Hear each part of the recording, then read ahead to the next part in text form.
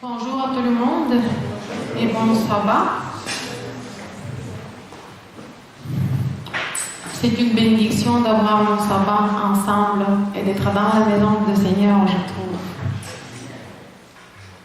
Et surtout le fait que Dieu nous bénit à chaque semaine de pouvoir se rassembler ensemble dans un temps où nous avons encore la liberté religieuse.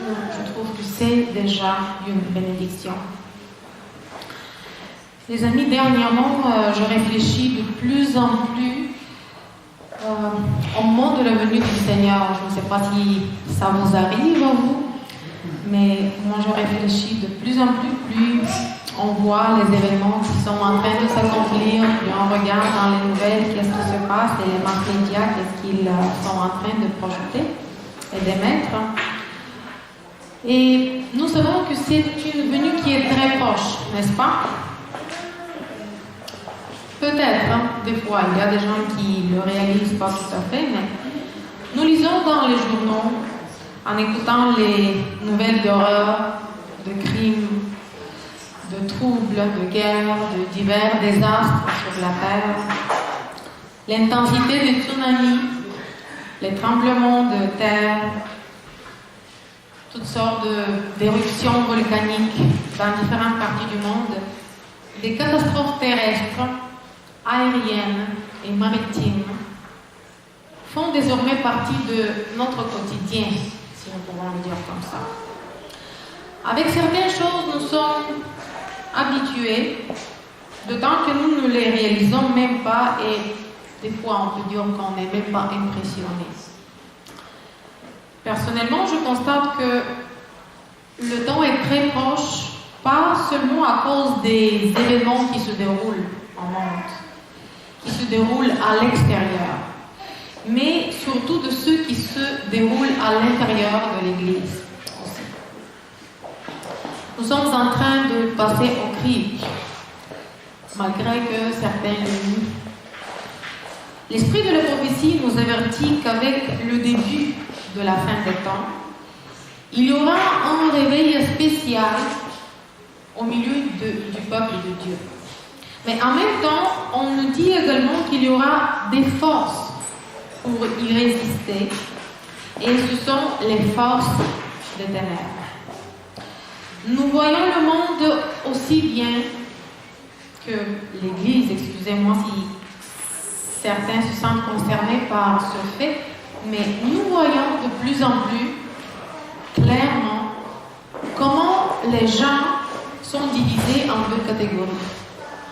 Certains très dévoués à Dieu recherchent la proximité de Dieu, voient les péchés dans leur vie et veulent se débarrasser de toutes les choses impures et mauvaises qui peuvent les séparer de Dieu. Tombent devant Dieu dans une prière zélée, lisent de plus en plus la parole de Dieu et cherchent les réponses à leurs questions, souhaitant changer leur vie, et le font. Les autres qui sont satisfaits des fréquentations hebdomadaires dans l'Église, des litiges, des critiques envers des frères et des sœurs, des critiques envers la direction de l'Église, la conférence générale et ses départements, les pasteurs et les dirigeants de l'Église aussi, la structure et l'organisation de l'Église, etc., etc. Des personnes qui soupçonnent, qui ont des doutes dans leur âme sur telle et telle doctrine d'Église. Des personnes qui n'ont pas laissé leur ego mourir et infectent les autres, plus faibles qu'eux dans leur croyance, en guidant leur âme sur le chemin de la perdition. Des gens qui trouvent des excuses pour leurs péchés, à cause de leur réticence à les abandonner. Des gens qui recherchent un christianisme facile, ce qui n'exige pas l'abnégation de soi et qui est plus facile à suivre. Ce christianisme qui ne nous rend pas si différents du monde, ni en parole, ni en comportement. Et tout cela se produit, frères et sœurs, non pas en dehors de l'Église, mais à l'intérieur. La parole de Dieu nous dit que nous sommes placés comme au milieu de loups errants et que nous devons nous tenir dans de telles conditions. Différents vents de doctrines sont portés dans l'espace de l'Église aussi.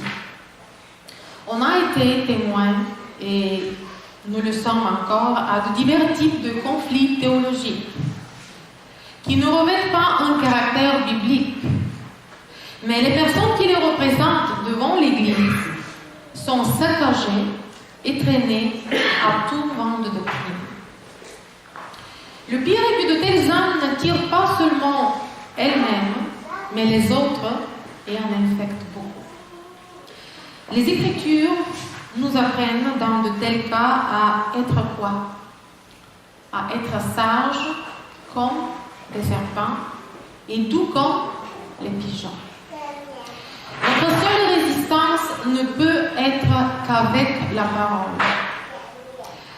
J'ai récemment écouté l'un de nos frères, un pasteur dont le nom je ne vais pas mentionner à titre confidentiel, c'est un de nos pasteurs bulgares dans mon pays natal, qui a également fait une description de ce qui se passe à l'intérieur et à l'extérieur de l'Église. Et vu que la prédication, lorsque je l'ai écoutée, on était au début de l'année 2019, et il a raconté comment il a noté sa résolution pour l'année 2019 dans son agenda, dans son cahier. Et il a dit en passant, c'est très personnel, il a dit, frères et sœurs, ce que je veux partager avec vous aujourd'hui, c'est vraiment très personnel. Et je sais que je n'ai pas à le faire non plus. Mais puisque vous êtes ma famille spirituelle, je vais le faire. Dans son cahier, il écrivait, Seigneur, je suis là.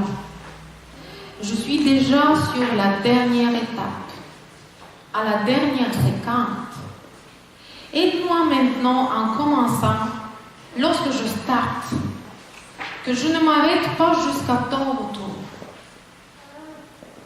Et si je m'arrête, Seigneur, à quelque part, cela sera sans raison, parce que je suis faible.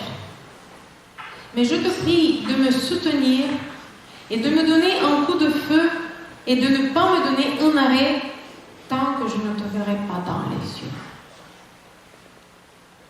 Je ne sais pas pour vous comment vous le trouvez, mais moi, j'ai trouvé cela comme un désir très, très fort.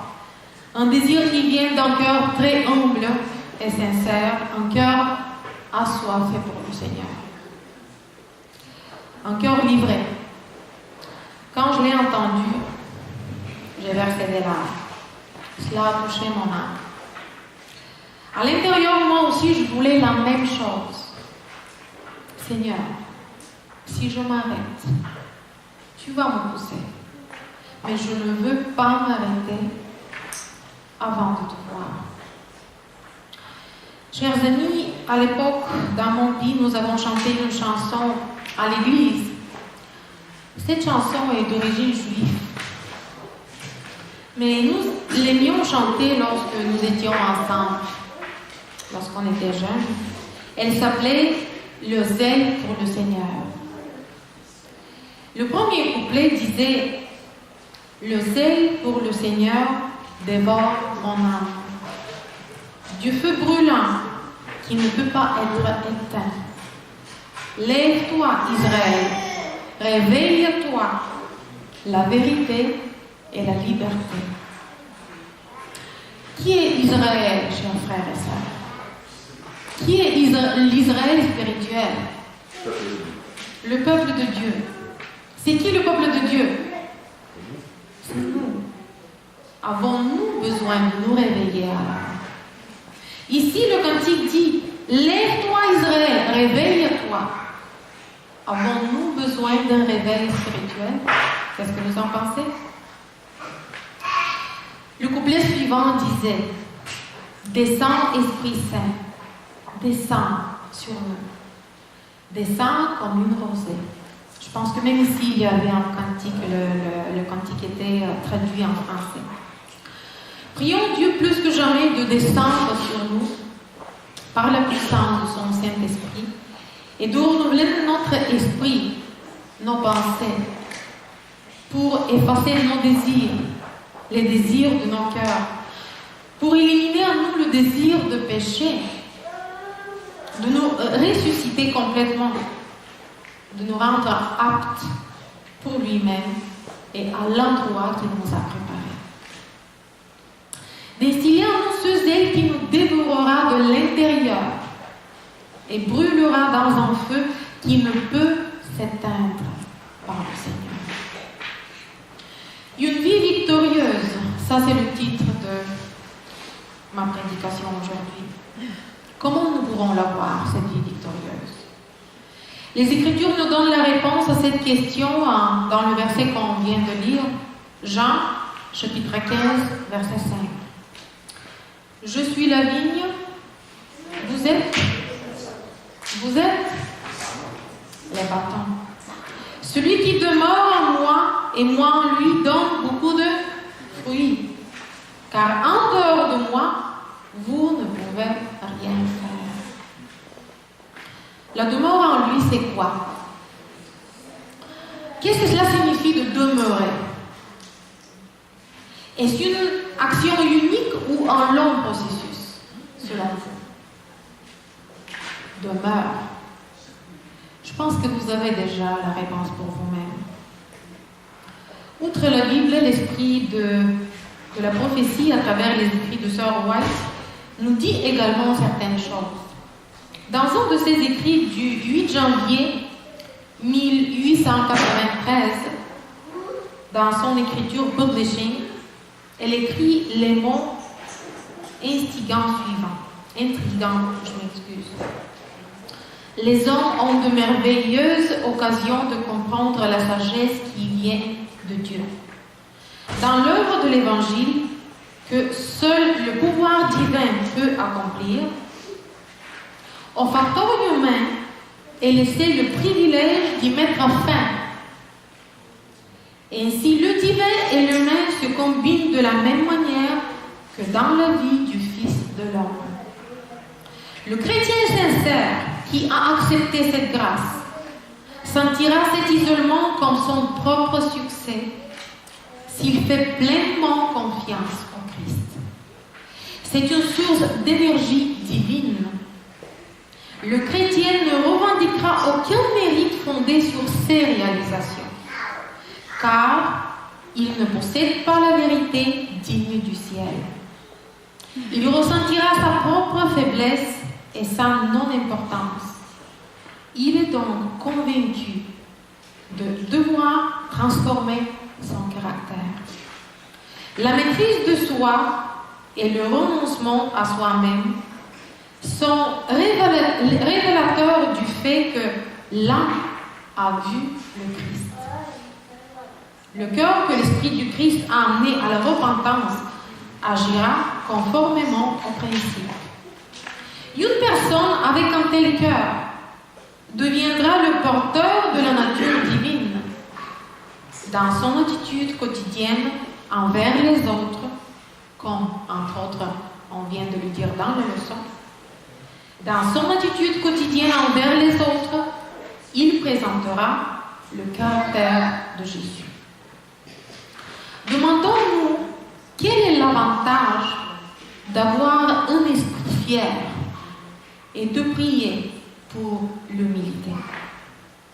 Que ferons-nous pour nous persuader de rechercher l'amitié et la reconnaissance du monde et de prier pour l'amour céleste? Qu'est-ce que nous accomplirons si nous donnons nos passions et parlons des paroles non chrétiennes, puis prions pour la douceur du Christ? Ce n'est ni vigilance, ni prière. C'est en l'absence de cette foi qui se manifeste par l'amour et purifie l'âme que réside le secret des prières sans réponse. Au nom de Dieu, je vous le dis, si l'Église se réveille et se dresse sous le pouvoir de Dieu pour s'acquitter de ses responsabilités, en dédiant toutes ses possibilités au Seigneur, alors le Saint-Esprit se répandra en abondance. Certaines des églises qui professent une foi chrétienne ont besoin d'une véritable transformation. Ils veulent être acceptés par Dieu. Ils prient de la manière la plus triviale, en d'autres termes, banale. Mais par leur désir d'acquérir des richesses, par leur comportement laïque et leur égoïsme, par la manière dont ils volent Dieu, ils se détachent de lui.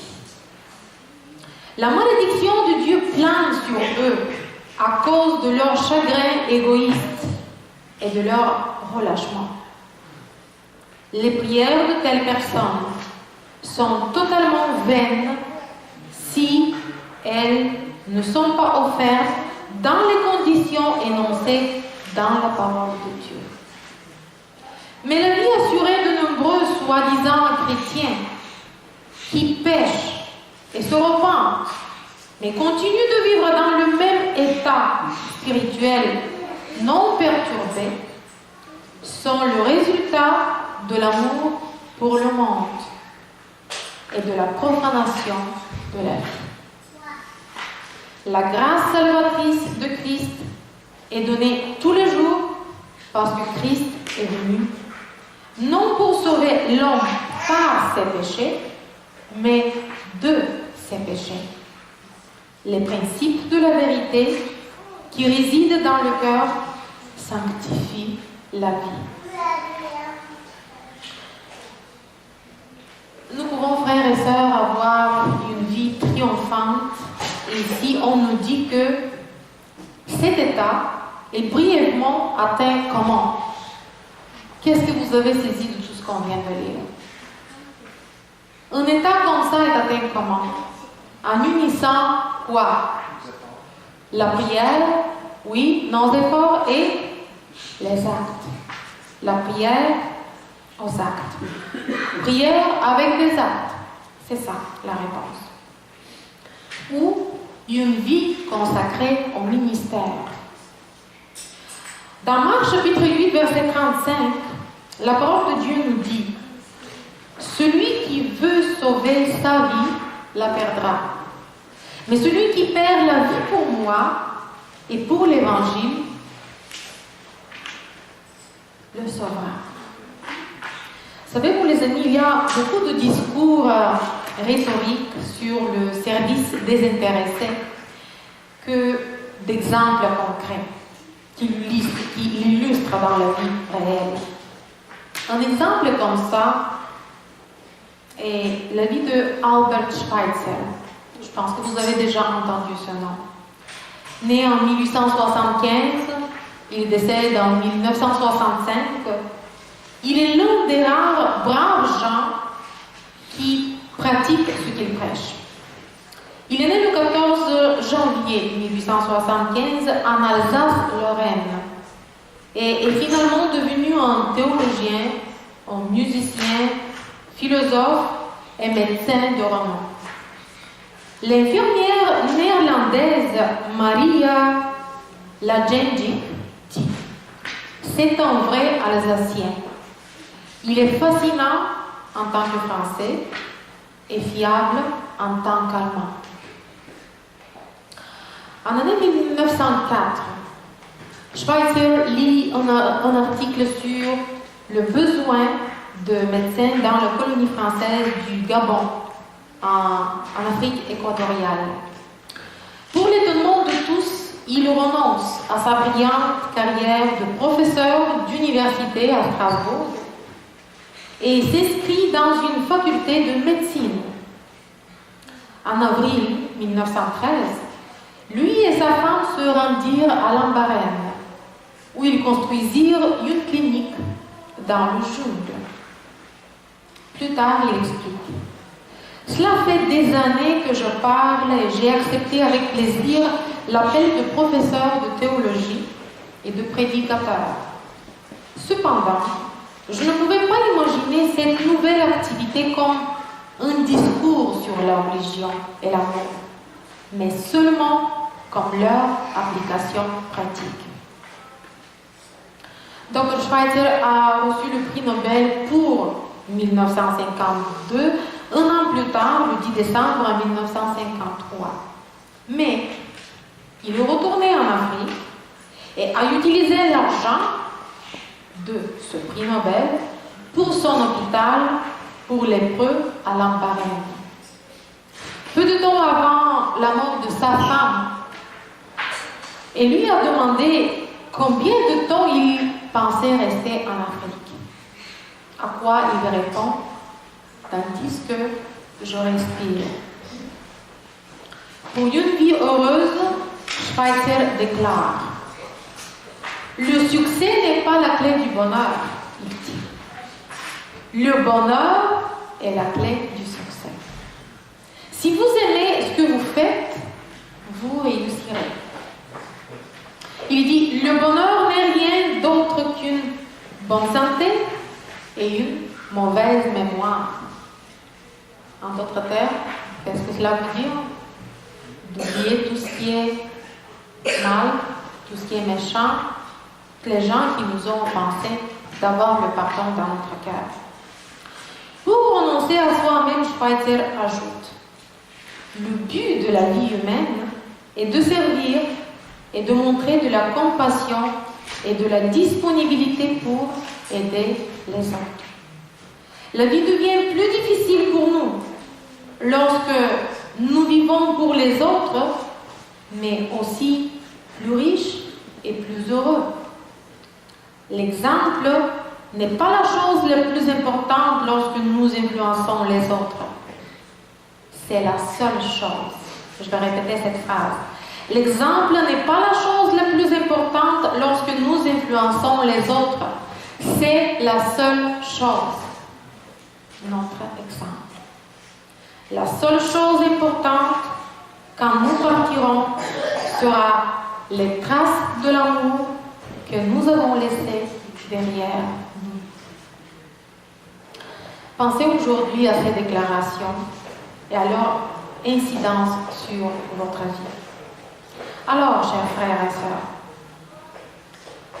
comment une vie victorieuse peut être réalisée en Christ? Avez-vous compris l'essence de ces quelques mots?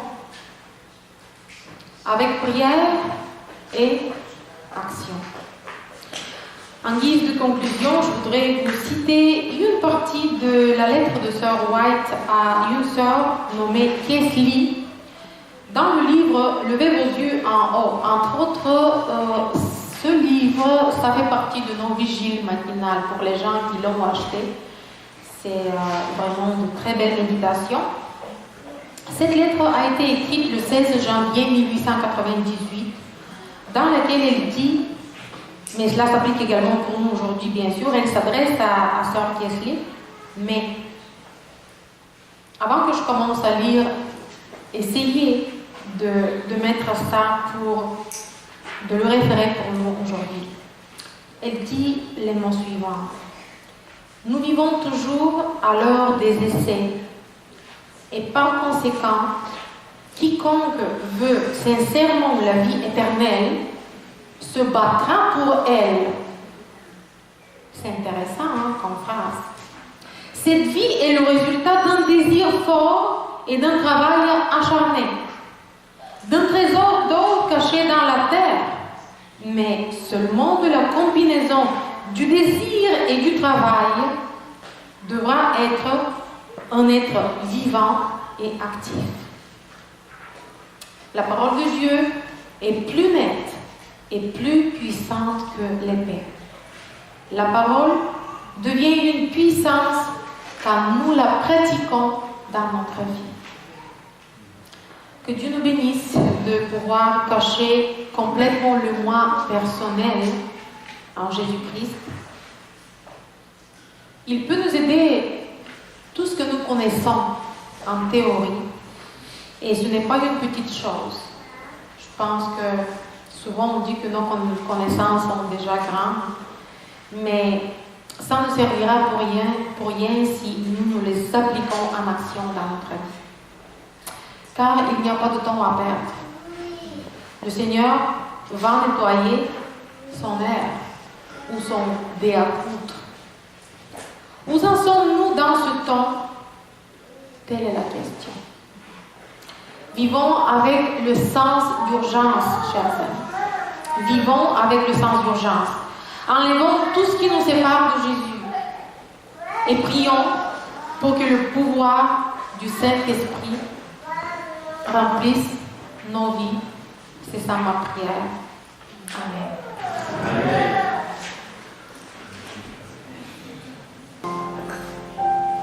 Seigneur Dieu, merci que ce matin tu nous rappelles encore que nous t'appartenons. Merci Seigneur que tu nous révèles à travers ta parole et à travers ton Saint-Esprit que nous avons quelque chose à faire, à collaborer avec toi Seigneur. Aide-nous que ce désir qui est dans notre cœur, que ça puisse être révélé aussi dans notre vie. Que nous puissions mettre en pratique toutes nos connaissances théoriques et déverse sur nous toutes tes bénédictions. On a besoin de toi, Seigneur, de ton approche, de s'accrocher pour toi, de jour en jour. Que nos vies soient remplies de fidélité, d'amour envers nos prochains, et qu'on soit de bons témoins pour toi partout où on y va. Père Céleste, je te prie de bénir cette assemblée en ce moment, de bénir chaque personne qui se tient debout devant toi ce matin.